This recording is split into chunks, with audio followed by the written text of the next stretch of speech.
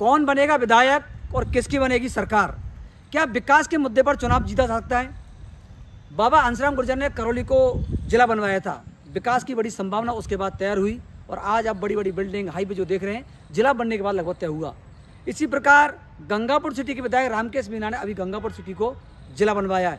दो बड़ी बातें, दोनों की सीमाएं बिल्कुल सटी हुई हैं, गंगापुर सिटी और करौली की, और भौगोलिक परिस्थिति भी लगभग एक प्रकार की है। तो क्या रामकेश मीणा दोबारा से विधायक बन पाएंगे? और बाबा हंसराम गुर्जर जिला बनने के बाद भी चुनाव हार गए। तो एक बड़ा सवाल ये भी है कि विकास के मामले पर आखिरकार क्या हो रहा है। लाखन मीणा बड़ी बात करते हैं और बड़ा दावा करते हैं कि उन्होंने बहुत विकास कराया है। ये विकास कार्यक्रम आएगा नहीं आएगा, इन सब मुद्दों को लेकर भी मैं हमारे सामाजिक कार्यकर्ता मदन स्वामी से और कन्हैया लाल जी से विशेष चर्चा कर रहे हैं। स्वामी जी, ये बिल्कुल कटु सत्य बात और ऐतिहासिक निकल के आई कि बाबा हंसराम गुर्जर के कार्यकाल में जिला बना, और ये भी बात आई कि उन्होंने मंत्री पद का त्याग किया, काफ़ी समय से चला। जिला बनने के बाद बाबा हंसराम की स्थिति क्या रही?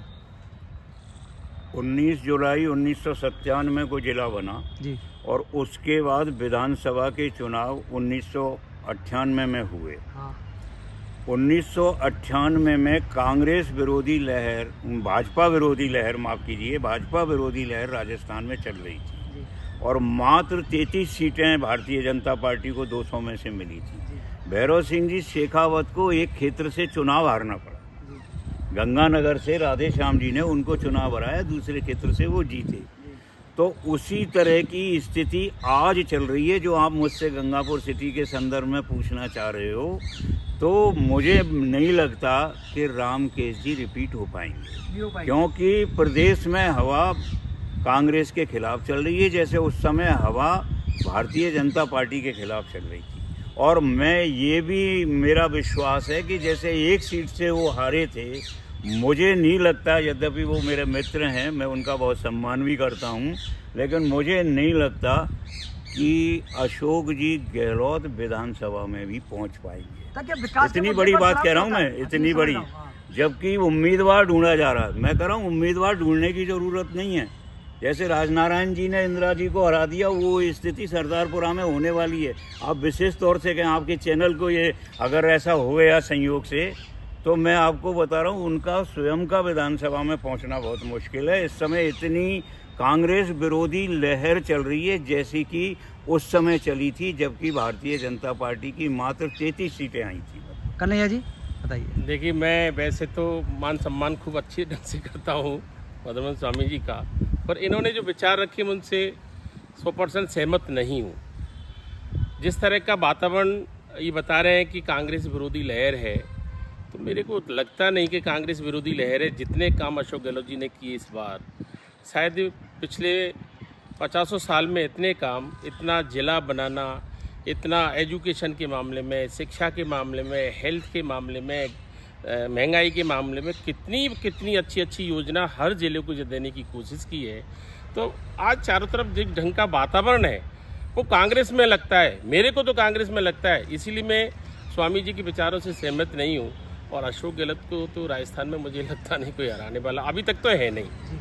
वो सरदार शहर से भी जीतेंगे, सरकार को भी रिपीट करेंगे और फिर दोबारा से सत्ता कांग्रेस की ही विकास आएगी। के मुद्दे पर चुनाव जीते जा सकता है। विकास के मुद्दे हंसराम बाबा चुनाव क्यों नहीं जीते? विकास के मुद्दे पर ठीक है, इन्होंने कहा कि कांग्रेस विरोधी लहर, बीजेपी विरोधी लहर थी, तो लहर नहीं है इस वक्त। कांग्रेस विरोधी लहर बिल्कुल राजस्थान में है ही नहीं।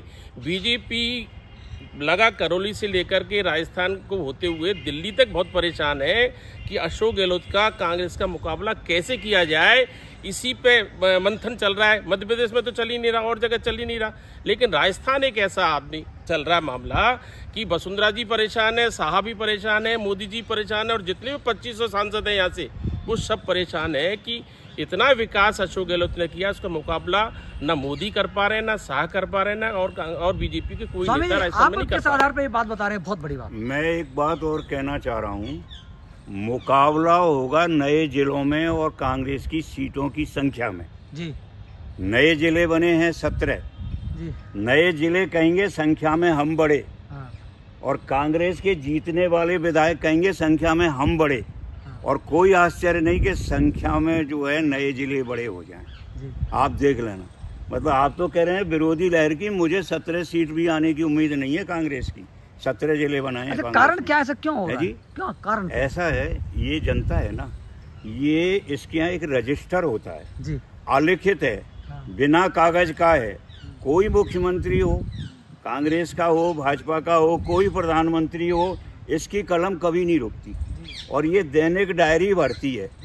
इसने जो दैनिक डायरी भरी है ना, वो डायरी गहलोत जी की इतनी कमजोर है 4.5 साल की कि वो उस 6 महीने में ओवर राइटिंग कटिंग भले ही कितनी कर लें, लेकिन उनकी वापसी जो है किसी भी कीमत पर संभव नहीं है। और जब चुनाव जुड़ेगा, वे सभाएं जुड़ेंगी, जब प्रचार शुरू होगा, तब आप ये देखना कि दिन के 12 बजे ये घोषित हो जाएगा। और जहाँ तक आप मध्य प्रदेश की कह रहे हैं कि मध्य प्रदेश में घबराहट नहीं है, मुझे तो लग रहा है कि मध्य प्रदेश अगर भाजपा जैसे तैसे, मैं तो भाजपा का हूँ, मैं इस बात से मतलब भयभीत नहीं रहता हूँ कभी भी। मैं इंटरव्यू दे रहा हूँ तो मैं किसी का नहीं हूँ, मैं जब इंटरव्यू दे रहा हूँ तो मैं किसी का नहीं हूँ, अगर हूँ तो मुझे आना नहीं चाहिए था। इसलिए मैं ये मान के चल रहा हूँ कि मध्य प्रदेश में अगर भाजपा जीतती है तो बहुत बड़ी बात होगी, वो बड़ी बात होगी। अब बता, रामकेश मीणा वापसी कर पाएंगे किसी मुझे नहीं जिला बनवाया है, मुझे नहीं लगता। कन्हैया जी, आपको क्या लगता है? नहीं, गंगापुर के बारे में तो मैं क्या कहूँ, जिला पर मैं तो पूरे राजस्थान के बारे में कहना चाहता हूँ कि हाँ। जिस तरह की योजना अशोक गहलोत जी ने दी है, कांग्रेस ने दी है, इतिहास गवाह है इस बात का कि इतनी अच्छी अच्छी योजना है जो जनता से सीधा जुड़ी हुई योजना हो, गरीब से जुड़ी हुई योजना हो, पहले कभी नहीं रही। तो मैं काम के आधार पर जितना काम अशोक जी ने किया है, सादगी से किया है, जितने हिसाब चतुराई से काम किया है, लोगों तक पहुंचने की कोशिश की है, गांव एक गरीब तक लास्ट तक सिलेंडर देने की कोशिश की है, उसको मोबाइल भी दिया जा रहा है, उसको फ्री में जो 30% किराया था उसको 50% कर दिया गया, नौजवान को भी रोज़गार दिया जा रहा है, नौजवान को भी परीक्षा में जाने के लिए एक बार फीस ली जा रही है, बार बार फीस नहीं ली जा रही है, उसको किराए में बिल्कुल छूट दी जा रही है, उसकी व्यवस्था की जा रही है। कितनी अच्छी अच्छी योजनाएं। और अगर स्वामी जी कह रहे हैं कि अगर काम की योजना नहीं है, काम के बल पर अगर जनता वोट नहीं देती है तो जनता काहे पे वोट देगी? मोदी को क्यों? क्या ये मोदी तो है नहीं कि जातिवाद के नाम पर करता हो, सांप्रदायिकता के नाम पर करता हो। ये वोट जो कांग्रेस और अशोक गहलोत और हम सब जो मिलकर जनता से वोट मांगी, वो विकास के नाम पर वोट मांगी। और विकास के नाम पर मैं मानता हूँ जनता जनार्दन भगवान का रूप होती है और वो कांग्रेस को वोट देगी काम के आधार पर। काम के आधार पर स्वामी जी वोट मिल जाएगा इनको, कह रहे हैं तो नहीं, वो काम 6 महीने में जो हुआ है ना, प्रश्न ये है कि काम होता कहाँ से है? काम बजट से होता है। बजट कहाँ से आता है? आय और व्यय का जो है लेखा जोखा बजट है। तो ऐसा तो है नहीं कि किसी के पास असीमित वो हो, साधन हो, मतलब। तो जनता जो है ना इन सब चीजों को समझ चुकी है, मतलब अच्छी तरह से समझ चुकी है। हाँ, पूरे भारत में। मैं ये नहीं कह रहा हूँ जहाँ भाजपा शासित राज्य हैं वहाँ भी वो लोग कर रहे हैं, लेकिन वो ये समझ रहे हैं कि वो जो अब कर रहे हैं, भाई मोदी जी इतनी योजनाओं का उद्घाटन करके आए कर्नाटक में, क्या हुआ? सही बात। नहीं माना लोगों ने, नहीं माना ना। कई लाख करोड़ की योजनाओं का वो करके आए। तो ऐसा नहीं है, जनता की डेली डायरी में बहुत पीछे हैं गहलोत साहब। लास्ट सवाल, विकास के मुद्दे पर चुनाव हो सकता है नहीं हो सकता है? विकास के मुद्दे पर चुनाव जीत सकते हैं या नहीं? राज्य के उसमें मैं मानता हूं कि विकास की बातें हो सकती हैं, 50% हो राज्य के मामले में। राष्ट्रीय मामलों में तो विकास की बात होती है, बहुत सारी और भी चीजें होती हैं, राष्ट्रीय सुरक्षा के सवाल होते हैं। राज्य के मामले में, राज्य के चुनावों में जो है वो जनता का कोई मूड का पता नहीं। देखो, मैं निवेदन करना चाह रहा हूँ, स्वामी जी ने जो बात कही, घोषणा कर्नाटक में प्रधानमंत्री जी ने घोषणा की, राजस्थान में घोषणा नहीं है, पालना हो गई। बिजली के मामले में 100 यूनिट की बात करी, चालू है। पेंशन की बात करी 1000 की, चालू है। मोबाइल की बात करी, दिए जा रहे हैं। तो घोषणा नहीं है, अशोक गहलोत ने उसका इम्प्लीमेंटेशन किया है। योजना लागू जब कर दी हो 6 महीना 4 महीने पहले से ही, तो वो घोषणा नहीं कहलाती, वो लागू हो गई, उसका कानून बन गया। जब कानून बन गया, लागू हो गई, पर घोषणा कहाँ से रही? वो तो इम्प्लीमेंट हो गया। एक ही बात कहूँगा, सारी महंगाई, सारी योजनाएं डीजल पेट्रोल पर चलती हैं। और आज भी सुबह 6 बजे से फिर हड़ताल चालू हुई है बैट पर। बैट पर कीमतें बढ़ी हुई हैं कि नहीं अन्य राज्यों के मुकाबले में? हाँ, ज्यादा है ना। तो जब अगर बैट ज्यादा है तो सब चीज ज्यादा होगी, दूसरी चीजों पर असर पड़ेगा। मेरा निवेदन ये है, वेट 5 साल में बड़ा हो, पिछले 5 साल में बढ़ा हो। ये वैट जो लागू है बीजेपी गवर्नमेंट में उतना ही था भाई। वसुंधरा जी के टाइम में भी तो उतना ही था। इन्होंने कम किया बीच में, 2-2.5 रुपए कम किया। सबसे ज्यादा पूरे देश में यहाँ पर देखो, देश में पहले से ज्यादा ना 10 साल 15 साल से। ये तो कुछ कर सकते 15 साल से है वहाँ पे मंथन चल रहा है। लोगों की मांग जो बात आई है, निश्चित बात है कि चुनाव टैक्स में कुछ न कुछ फायदा मिलेगा। लेकिन मैं ये नया नहीं है जो अपन ये कह रहे हैं कि महंगाई इससे बढ़ रही हो, ये गलत बात कह रहे हो।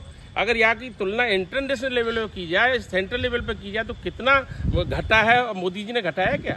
वो वहां से कम करते चले जाए, वो कम ही हो जाएगा ऑटोमेटिक। यूपी में बहुत कम है। लेकिन यूपी में पहले से ही, मैं फिर हरियाणा में कम है। यूपी ने कम नहीं किया है, पहले से ही कम है। राजस्थान में पहले से ही बढ़ा हुआ है, आज नहीं बढ़ाया, 5 साल में नहीं बढ़ाया, 5 साल में घटाया। बढ़ाया हो तो बताओ 1 रुपया भी घटाया है पिछली टाइम से। हाँ स्वामी जी, कुछ कहना चाहेंगे? बैठ के हाँ पूरा जैसे महंगाई बता रहे अन्य राज्यों ने भी घटाया कैसे नहीं है, सेंटर ने घटाया तो अन्य राज्यों ने भी घटाया। लेकिन राजस्थान में अन्य राज्यों के मुकाबले में जो है बैट ज्यादा है। और जब कभी भी ये बात आई कि इसको जीएसटी में ले लिया जाए, इसका एकमात्र समाधान है कि बैट को जीएसटी में ले लिया जाए, तो ज्यादातर जो है कांग्रेस शासित राज्यों ने इसका विरोध किया है कि इसको जीएसटी में नहीं लिया जाए। हमारी आप सभी के लिए बहुत बहुत धन्यवाद। आप पधारे, आपका धन्यवाद। जय